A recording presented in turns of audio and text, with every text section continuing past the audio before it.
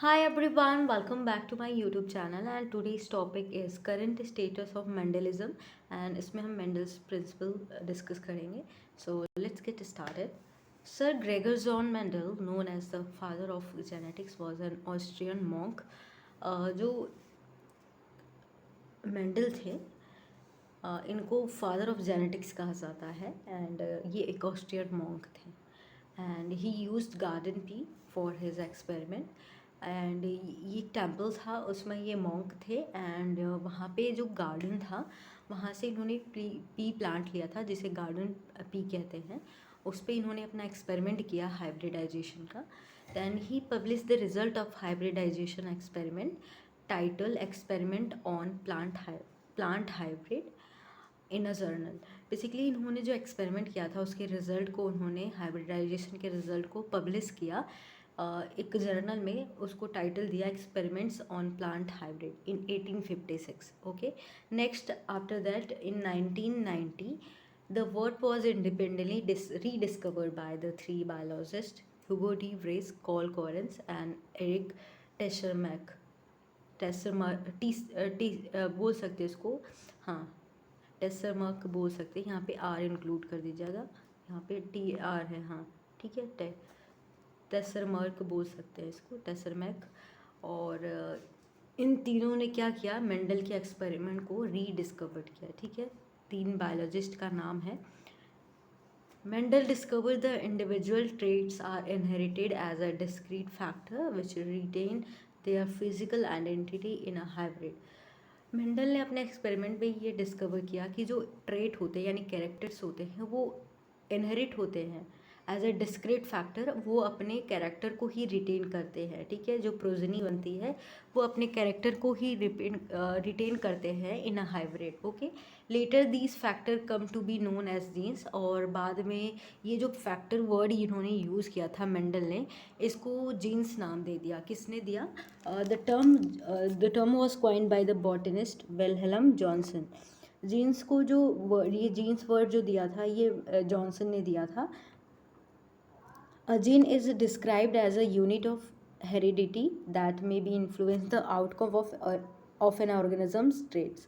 तो जीन क्या होता है? एक यूनिट होता है, हेरिडिटी का एक यूनिट होता है या जेनेटिक यूनिट होता है जो कि क्या करता है, जो भी प्रोजनी बनती है, जो भी हाइब्रिड बनता है उसको क्या करता है, उसके आउटकम को क्या करता है, इन्फ्लुएंस करता है. जो ऑर्गेनिज्म है उस ऑर्गेनिज्म के ट्रेट में क्या करता है, इन जो आउटकम आता है उसको इन्फ्लुएंस करता है. मेंडल जो एक्सपेरिमेंट की बात करें तो Mendel choose the garden pea for his experiment since it had the following advantage. तो मेंडल ने गार्डन पी को ही सेलेक्ट किया. तो उसके कुछ एडवांटेज थे. पहला था वेल डिफाइंड डिस्क्रीट कैरेक्टर थे एंड बाइसेक्सुअल फ्लावर था and predominant self fertilisation था एंड ईजी हाइब्रिडाइजेशन था and relatively short life cycle होता था. नवंबर के मंथ में आपका पी प्लांट जो सीड है वो फील्ड में डाला जाता है. तो जो लाइफ साइकिल है इसका बहुत शॉर्ट पीरियड होता है. तो इसके बेनिफिट्स थे. Next come to the characters study by Mendel. जो कैरेक्टर मेंडल ने स्टडी किया था एंड उसको हम यहाँ पे देखते हैं.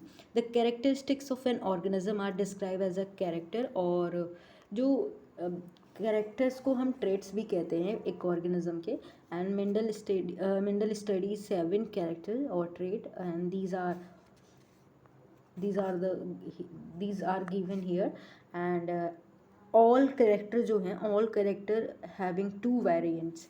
यानी जैसे कि मान लीजिए 1 character is your stem length and 2 variants का मतलब इट कैन बी टॉल और इट कैन बी ड्रॉप. तो मतलब ये इसके 2 वेरिएंट्स हो सकते हैं. तो इन्होंने 7 कैरेक्टर्स दिए थे. तो ये यहाँ पे आप देख सकते हो there are 7 traits studied by Mendel. First is आपका स्टेम लेंथ. और अगर डोमिनेंट क्या होता है, जो आपका जो कैरेक्टर डोमिनेंट होता है तो इसमें आपका स्टेम लेंथ में टॉल भी हो सकता है और रेसेसिव कैरेक्टर आपका ड्रॉप हो सकता है. फ्लावर पोजीशन की बात करें, फ्लावर पोजीशन एक्सियल हो सकता है, टर्मिनल हो सकता है. फ्लावर कलर जो है ये भी एक ट्रेट है जो कि, और फ्लावर कलर और सीड कोट भी कह सकते हैं इसको. फ्लावर कलर सीड कोट ये वायलेट और ग्रे भी हो सकता है और वाइट भी हो सकता है. डोमिनेंट है और एक रेसेसिव होता है। डोमिनेंट वो होता है जो अपने आप को एक्सप्रेस करता है, और रेसेसिव होता है जिसके एक्सप्रेशन को जो अपने आप को एक्सप्रेस नहीं कर पाता है, ठीक है।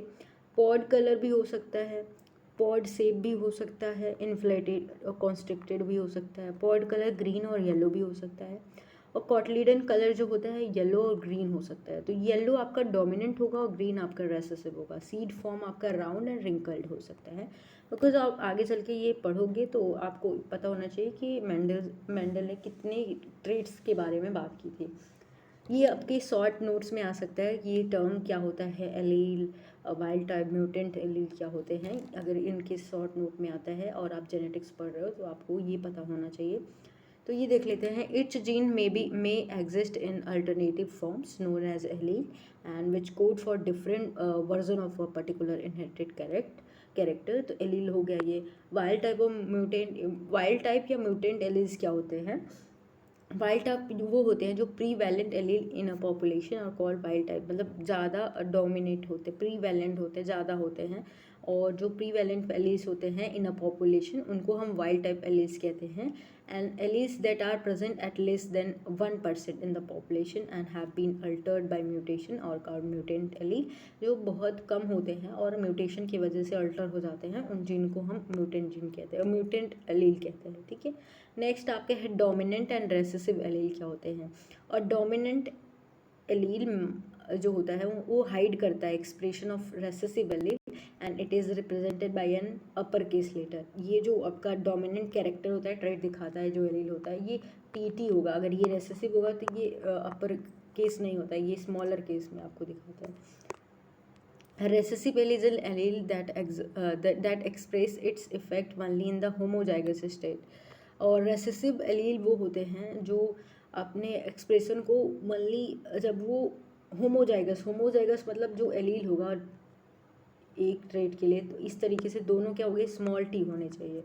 अगर एक कैपिटल टी होगा तो वो रेसेसिव नहीं माना जाएगा, तब वो डोमिनेंट होगा।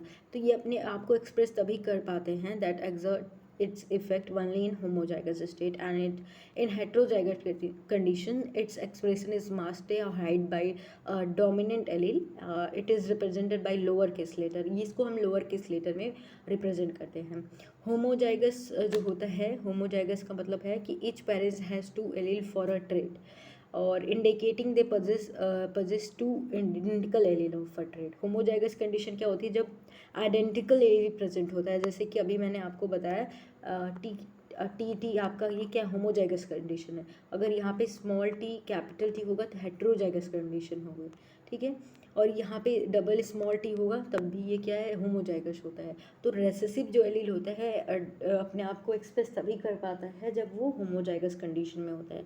और homozygous dominant genotype possesses two dominant allele for a trait. जो डोमिनेंट होमोजाइगस होते हैं ये इस तरीके से होते हैं, और होमोजाइगस जो रेसेसिव होते हैं स्मॉल टी यानी लोअर केस में प्रेजेंट किए जाते हैं। हेट्रोजाइगस क्या होता है? Genotype possessing one of each allele for a particular trait, मतलब एक आपका रेसेसिव होगा एक डोमिनेंट होगा, तो दोनों एलील होंगे तो ये आपका हेट्रोजाइगस कंडीशन हो जाती है। नेक्स्ट जो आपका नेक्स्ट है जीनोटाइप क्या होता है? The genotype is defined as a genetic constitution of an individual for any particular character और ट्रेट।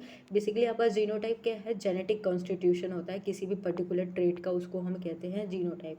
फिनोटाइप मतलब क्या होता है कि जिस तरीके से आप यहाँ पे एग्जांपल देख सकते हो, फिनोटाइप आपका क्या है, ये है टी आपका स्मॉल टी। फिनोटाइप मतलब ये आपका फिजिकल अपीयरेंस, यानी इसको कह सकते हैं the phenotype of an individual is defined as the physical appearance of an individual for only particular trait. The phenotype of individual is dependent on its genetic constitution पे ही आपका फिनोटाइप डिपेंडेंट होता है। अगर हम बात करें एक मोनोहाइब्रिड डाई हाइब्रिड क्रॉस क्या होता है, तो आगे चल कर आपको पढ़ना पड़ेगा। तो मोनोहाइब्रिड क्रॉस क्या होता है? जिस इस क्रॉस में केवल एक ट्रेट इन्वॉल्व होता है, मान लीजिए आपका राउंड सीड है वही इन्वॉल्व होता है, तब इस कंडीशन को हम कहते हैं मोनोहाइब्रिड। जब डाई हाइब्रिड मतलब टू ट्रेट्स इन्वॉल्व होते हैं तो उसको डाई हाइब्रिड कहते हैं, ठीक है। ये आप याद कर लेना। ओके, मेंडल्स लॉ क्या है? थोड़ा स्पीड जल्दी हो करनी पड़ेगी क्योंकि बहुत लंबी वीडियो हो जाएगी।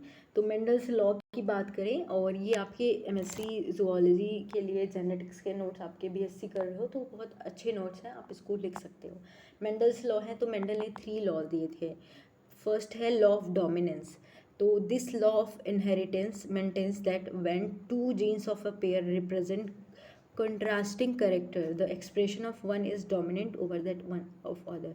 मतलब इसमें ये कहा जा रहा है कि अगर मतलब लॉ ऑफ इनहेरिटेंस इसमें ये है कि जो जीन्स होते हैं फॉर अ पर्टिकुलर ट्रेट, अगर दोनों में कंट्रास्टिंग है, एक मतलब ये देखिए आप, ये जीनोटाइप एक्सप्रेशन ही तो है टी, तो ये मान लीजिए मेल है, ये फीमेल में आपका, ये आपका स्मॉल टी लोअर केस में है और ये है, तो इसमें क्या करता है जो डोमिनेंट है, यानी जो डोमिनेंट होता है, ये जो कैपिटल में होता है ये रेसेसिव होता है, तो ये क्या करता है इसके ऊपर डोमिनेंट होता है, मतलब ये क्या करता है इसके एक्सप्रेशन को हाइड कर देता है। तो ये जो प्रोसेस होती है इसको कहते हैं लॉ ऑफ डोमिनेंस, क्योंकि एक जो जिन है, जिन ऑफ अ पेयर ऑफ, जो एक पेयर ऑफ जिन है वो दूसरे से अलग है, और क्या करता है एक पेयर को जो क्रॉसिंग होती है तो ये डोमिनेंट होता है, यानी अदर के एक्सप्रेशन को हाइड कर देता है। जैसे कि मान लीजिए ये आपका टी है, यहाँ से टी आपके गैमेट्स बने, यहाँ पे स्मॉल टी गैमेट्स आए, मेल और फीमेल का क्रॉसिंग कराया जा रहा है, पेरेंट जनरेशन है, और यहाँ पे अगर हम प्यूनिट स्क्वायर बनाएंगे तो अगर फर्स्ट जनरेशन देखा जाए तो इसमें क्या होगा कि टी क्रॉस कराया जाएगा तो टी हो जाएगा, टी कैपिटल टी इस तरीके से बना आपने, तो देखा सब में हेट्रोजाइगस कंडीशन बने, ऑल आर हेट्रोजाइगस। तो ये क्रॉसिंग होती है जब हेट्रोजाइगस होता है, तो जो डोमिनेंट वाला होता है अगर पहला कैपिटल में है उसको हम डोमिनेंट वाला कैरेक्टर ही मानते हैं, जैसे कि टॉल ही मानेंगे, ठीक है। तो ऑल हेट्रोजाइगस कंडीशन होती है।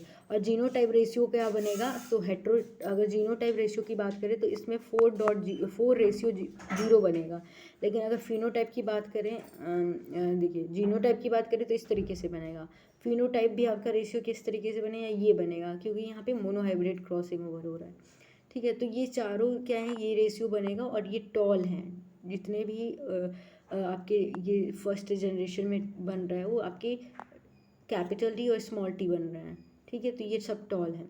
तो thus if both allele of a gene are for tallness T, मतलब बड़े टॉल के लिए टी है, capital T, and that is homozygous, और one gene is for tallness and another for dwarfness, मतलब टी है, तो दैट इज़ हेट्रोजाइगस कंडीशन होगी। तब ये पहले तो आपका होमोजाइगस था, होमोजाइगस रेसेसिव, होमोजाइगस डोमिनेंट, लेकिन जब क्रॉसिंग ओवर होती है तो ये हेट्रोजाइगस कंडीशन बनती है, that is heterozygous. The P plant is will be toll, लेकिन जो सारे प्लांट होंगे, क्योंकि ये जो टी कैपिटल टी है ये डोमिनेंट है और ये इसके एक्सप्रेशन को हाइड कर दे रहा है।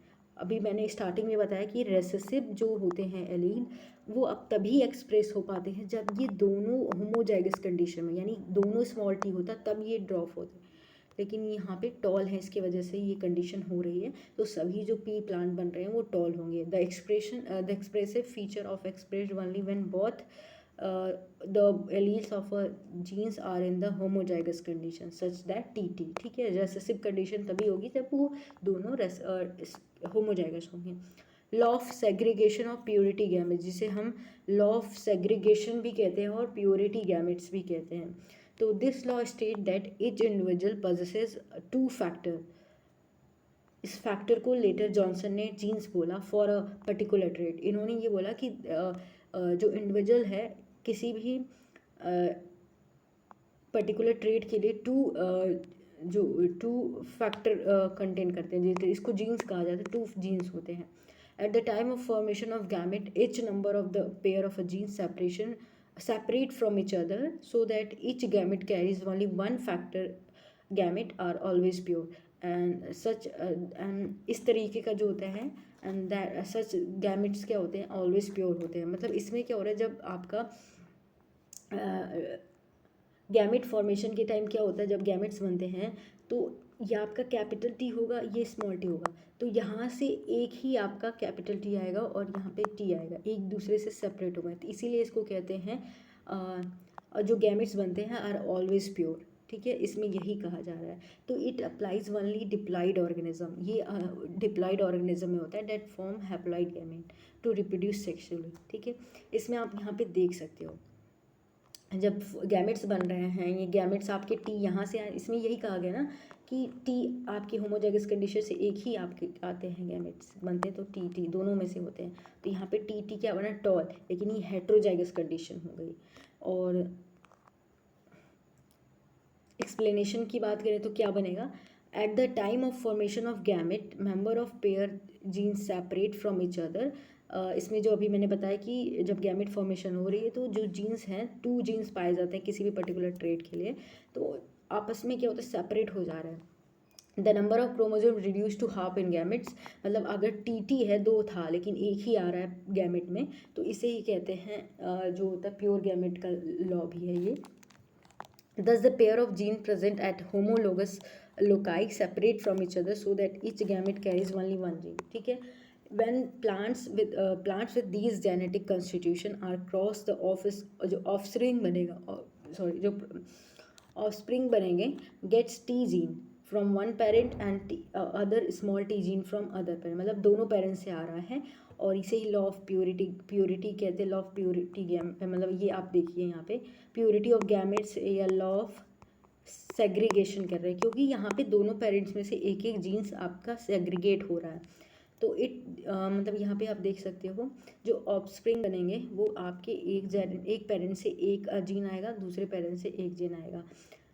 तो all the hybrid plant of F1 generation are genetically heterozygous with genotype of, तो जब क्रॉसिंग ओवर हो रही है तो टी बन रहा है। अब ये जो इस टाइप के जो हेट्रोजाइगस आपके गैमेट्स या फर्स्ट जनरेशन में आए हैं, ये जो क्रॉसिंग ओवर करते हैं तो क्या बनता है, यहाँ पे देख सकते हो, देखिए अब ये फर्स्ट जनरेशन आपका था, गैमेट आए, आपका एक टी आया यहाँ से, एक टी यहाँ पे आया। तो अब ये देखिए, पहले तो आपने ऊपर देख लिया था जब टी क्रॉस कर रहे थे स्मॉल टी, तो एक टी इधर से आया और एक टी इधर से आया दोनों का, तो ये आपका हेट्रोजाइगस कंडीशन बना। अब ये क्या होगा, जब ये दोनों जो फर्स्ट जनरेशन के आपके ऑफस्प्रिंग हैं आपस में क्रॉस करेंगे, तो यहाँ पे जो बनेगा F2 जनरेशन में क्या बनेगा, आपके देख सकते हैं यहाँ पे, इस पर आपका एक डोमिनेंट टी बनेगा, मतलब होमोजाइगस डोमिनेंट होगा, एक आपका हेट्रोजाइगस होगा और 2 होगा आपके हेट्रोजाइगस, और 1 आपका रेसेसिव बनेगा। तो रेसेसिव आपका ड्रॉप होता है, और ये जो मैंने बताया कि रेसेसिव अगर कैपिटल टी है तो टॉल ही होगा, और डबल कैपिटल टी है तब भी टॉल होगा। तो जो जीनोटाइप बन रहा है यहाँ पे क्रॉसिंग कराया गया है, जब ये आपका टी था, यहाँ पे टी यहाँ पे टी इनका कराया गया, तो ये आपके रिजल्ट आए। अब ये जीनोटाइप क्या होगा, जीनोटाइप का मतलब देखिए, एक तो आपका डोमिनेंट डबल टी है, एक आपका टी स्मॉल टी और कैपिटल टी है हेट्रोजाइगस, और एक आपका रेसेसिव है। तो इस तरीके से जीनोटाइप रेशियो हो गया। फिनोटाइप की बात करें तो फिनोटाइप में आपके three are tall and 1 is drop. तो इस तरीके से आपको करना है। अब आते हैं टेस्ट क्रॉस क्या होता है, ये नोट कर लीजिए कि a test cross is between an individual with dominant phenotype and individual with a recessive phenotype to see if the individual with dominant phenotype is homozygous और हेट्रोजाइगस। ठीक है, टेस्ट क्रॉस कब कराया जाता है, इसमें आपके डोमिनेंट फिनोटाइप और एक इंडिविजुअल होता है रेसेसिव फिनोटाइप के इंडिविजुअल के बीच क्रॉस कराया जाता है टू सी, ये देखने के लिए कि जो डोमिनेंट फिनोटाइप है इज होमोजाइगस और हेट्रोजाइगस। ठीक है, नेक्स्ट बात करते हैं लॉ ऑफ इंडिपेंडेंट असॉर्टमेंट। ये आपका थर्ड लॉ है मेंडल का ऐसे लॉ अकेले भी पूछ सकते हैं शॉर्ट नोट में। तो third law of independent assortment का है। तो इसमें क्या होता है, a cross that involves the analysis of 2 independent trait is term as dihybrid cross, जिसमें आपके टू ट्रेट्स क्रॉस करते हैं आपस में, तो उसको डाईहाइब्रिड क्रॉस कहते हैं। And this law state that assortment of a gene one pair is independent of the other pair eight the time of gametogenesis. Gametogenesis मतलब गैमेट फॉर्मेशन के टाइम जो होते हैं जीन्स ऑफ वन पेयर, मतलब 2 independent होते हैं from other pair, मतलब आपके दोनों आपस में इंडिपेंडेंट होते हैं। मान लीजिए 2 ट्रेट है तो उसमें आपके एक पेयर ये हो जाएगा और एक पेयर ये इधर, मान लीजिए टी पी हो गया, मतलब आप एक राउंड लगा लीजिए क्या रिंकल्ड वाला येलो, ठीक है। इधर आपका स्मॉल हो जाएगा आर वाई स्मॉल वाई। तो ये 4 पेयर हो गए, लेकिन यहाँ 2 पेयर हो गए, एक ये पेयर। अब ये दोनों पेयर आपस में क्या है, इंडिपेंडेंटली असॉर्टमेंट होता है इनका, मतलब एक दूसरे से क्या है। This law state that assortment of gene of one pair is independent, जो असॉर्टमेंट होता है वो एक दूसरे से इंडिपेंडेंट होता है other pair of the time of gametogenesis, यानी गैमेट फॉर्मेशन के time. Etch pair of contrasting character behaves independently, मतलब अगर येलो है तो येलो अलग बिहेव करेगा, राउंड है तो राउंड अलग बिहेव करेगा, दोनों मतलब 2 ट्रेट है ना, तो दोनों ट्रेट के जो जीन्स हैं अलग अलग बिहेव करेंगे। independently and character behave independently and bears no association with a particular characters. Because of such independent assortment of character, new combination of character are produce in the offspring. जो offspring बनते हैं उसमें new character development होते हैं और इसमें die hybrid cross होते हैं. अभी तक मोनो हाइब्रिड हो रहा था, अब इसमें डाई हाइब्रिड क्रॉस होता है जिसमें 2 ट्रेट्स इन्वॉल्व होते हैं. तो यहाँ पे देखिए 2 ट्रेट्स कैसे कैसे हैं. एक आपका येलो है जो कि आपका डोमिनेंट वाला कैरेक्टर है, एक आपका राउंड सीट ये भी डोमिनेंट है. ऊपर मैंने आपको 7 कैरेक्टर बताया था. ग्रीन आपका क्या है, ग्रीन आपका जब स्मॉल यानी लेटर के लोअर केस में लिखा रहता है, लोअर केस लेटर में होता है, तब आपके रेसेसिव होते हैं. और ये आपके क्या है, आर स्मॉल है. मतलब येलो राउंड सीड आपका डोमिनेंट है, ग्रीन और रिंकल सीड आपका रेसेसिव है. जब ये दोनों आपस में क्रॉस करेंगे तो जो गैमेट्स बनेंगे ये दोनों अपने आप में इंडिपेंडेंट हैं. वाई से वाई आएगा, आर से आर आएगा. मतलब अभी मैंने बोला कि एक दूसरे से इंडिपेंडेंटली असॉर्टमेंट होता है इनका, एक दूसरे पे डिपेंड नहीं होते हैं. और यहाँ से वाई आएगा, आर होगा, अपने आप को एक्सप्रेस करते हैं दोनों ही कैरेक्टर अपने आप को. तो यहाँ जो आया आपका एक वाई वाई, एक स्मॉल वाई, एक कैपिटल वाई, एक कैपिटल आर, एक कैपिटल आर. तो ये क्या बना, वाई आपका कैपिटल में है तो ज़रूर डोमिनेंट होगा, तो येलो माना जाएगा क्योंकि यहाँ पे येलो डोमिनेंट था. और यहाँ पे आर है, आर कैपिटल है यानी अपर केस में है. भले ही आपका ये आर स्मॉल आर आपका एक ही हो, लेकिन जब तक रेसेसिव दोनों होमोजाइगस नहीं होता तब तक रेसेसिव का कैरेक्टर एक्सप्रेस नहीं होता है. तो यहाँ पे येलो और राउंड सीड बनेगा जो कि क्या है, एक डोमिनेंट कैरेक्टर है. लेकिन ये हेड आपकी जो कंडीशन है ये दोनों आपकी होमोजाइगस नहीं है, लेकिन ये कंडीशन बन रही है. तो F1 जनरेशन में आपकी येलो राउंड सीड बने हैं. अब ये F1 जनरेशन के जो प्लांट्स होते हैं इसमें सेल्फ फर्टिलाइजेशन होता है. इनमें सेल्फ फर्टिलाइजेशन होगा तो 4 गैमेट्स बनेंगे. कौन कौन से गैमेट्स बनेंगे यहाँ पे आप करा के देख सकते हो. ये यहाँ पे इन दोनों के बीच अगर हम वाई का आर के साथ करें, दोनों पेयर आपस में ही करेंगे, वाई का आर के साथ करेंगे. सेल्फ फर्टिलाइजेशन का मतलब ये है कि खुद से कर रहा है, तो वाई आर बनेगा. स्मॉल वाई आर करेगा आर के साथ, एक कैपिटल वाई और एक आर बनेगा. स्मॉल आई कैपिटल वाई और स्मॉल आर स्मॉल वाई, इस तरीके से बने. इधर भी ऐसे ही होगा, तो दोनों सेम ही बन रहे हैं.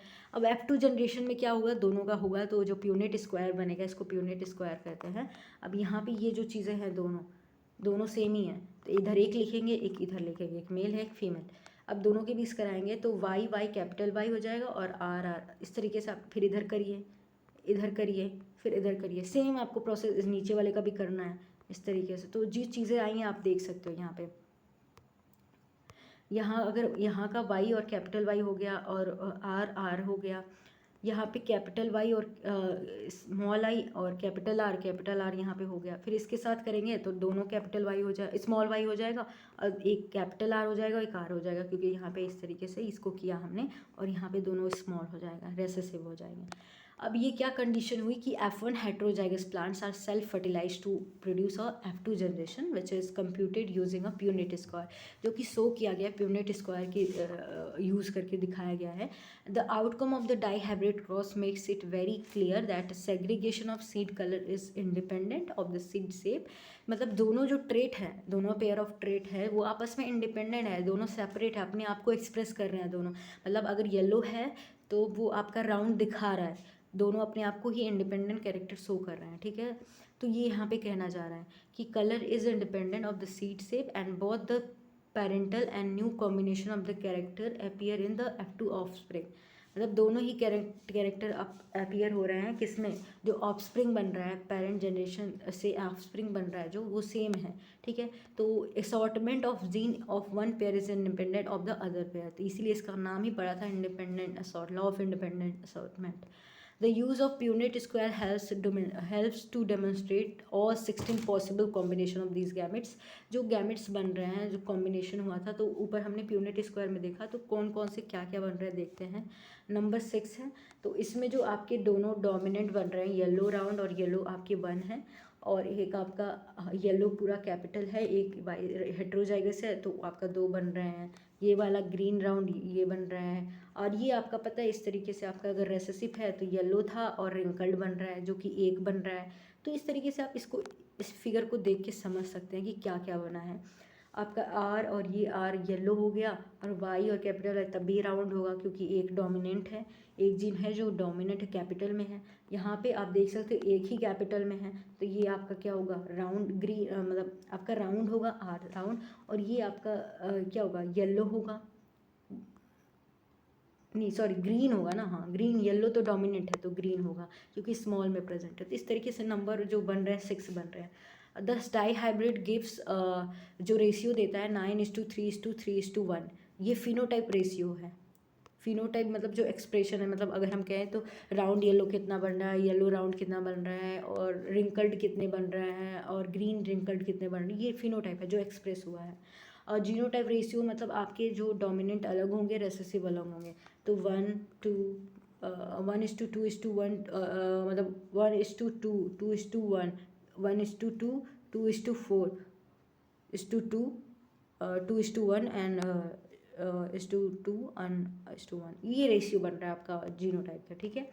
अगर बात करें इनकम्प्लीट डोमिनेंस और आपका पार्शियल डोमिनेंस क्या होता है, तो ये शॉर्ट नोट में आ सकता है, is a condition when neither allele is dominant over the other, मतलब कोई भी एलील क्या एक दूसरे पे डोमिनेंट नहीं होते, तो ये कंडीशन होती है इनकम्प्लीट डोमिनेंस की। को डोमिनेंस की बात करें, allele that lake dominant and recessive relationship and are both observed phenotypically to some degree are called co-dominant, मतलब दोनों co-dominant होते हैं, ना कोई recessive होता है ना कोई recessive और dominant का relation नहीं होता है। अब आते हैं मल्टीपल एलील्स क्या होते हैं। When more than 2 different forms of given gene exist in a species, these are refer to as a multiple alleles. When more than 2 different forms of given gene exist होते हैं तो इसको हम कहते हैं मल्टीपल एलील, ठीक है। और एग्जांपल आपका एबीओ ब्लड ग्रुप जो सिस्टम है, लैंडिस इन्होंने जो डिस्कवर किया था उसके, वो आपका इसका एग्जाम्पल है। लीथल एलील्स, लीथल जीन्स क्या होते हैं, बहुत इंपॉर्टेंट है, आपके एग्जाम पॉइंट ऑफ व्यू से आ गई है।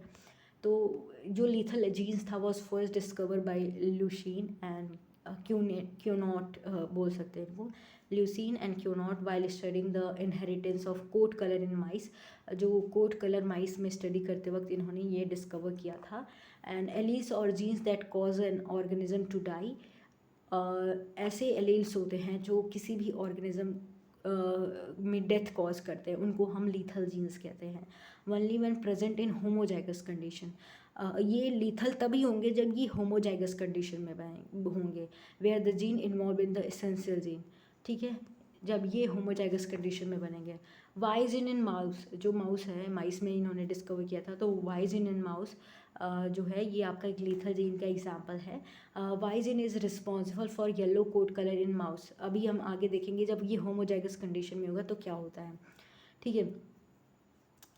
तो वाइज इन is mouse, wise in mouse जो होता है ये लीथल होता है जब ये होमोजाइगस कंडीशन में होता है। वाइज इन is responsible for yellow coat colour in mice, जो माइस में येलो कोट कलर होता है इसके लिए रिस्पॉन्सिबल होता है ये आपका capital Y. Allele Y is lethal only it present in homozygous dominant condition. Homozygous dominant condition यानी कैपिटल में प्रेजेंट होगा अगर वाई, एलील वाई, तो ये क्या है, ये लीथल कहलाता है। जैसे कि मान लिया, और ये आपका कोट कलर के लिए रिस्पॉन्सिबल होता है, लेकिन जब ये होमोजाइगस में मतलब इस एक ही प्रेजेंट होगा तब ये कोट कलर के लिए रिस्पॉन्सिबल होगा। लेकिन ये जब डोमिनेंट होमोजाइगस हो जाएगा यानी दो प्रेजेंट हो जाएंगे कैपिटल वाई, तब ये लीथल हो जाता है यानी वो उसकी डेथ हो जाती है माइस की। तो यहाँ पे देखिए एक आपका ये कैपिटल वाई हेट्रोजाइगस कंडीशन है, क्रॉसिंग कराई जा रही है, यहाँ पे एक आपका कैपिटल वाई दोनों बन रहे हैं वाई वाई, ये आपके दो हेट्रोजाइगस हो गए, ये आपका डोमिनेंट होमोजाइगस हो गया, ये आपका डोमिनेंट होमोजाइगस रेसेसिव हो गया। तो वाइट ब्राउन होगा और येलो होगा क्योंकि इसमें एक प्रेजेंट है। और जब ये होमोजाइगस है यानी कैपिटल वाई हो जा रहा है तो ये डेथ हो गई है माइस की। ये स्टडी किया था किसने किया था, क्यूनॉट ने और ल्यूसीन क्यूनॉट ने किया था, ठीक है। तो लीथल जीन्स के बारे में आप लिख सकते हो कि लीथल जीन्स क्या होता है, मल्टीपल एलील्स क्या होते हैं। एंड आई होप आपको वीडियो पसंद आई होगी। अगर वीडियो पसंद आती है तो please do like share and subscribe. Thank you.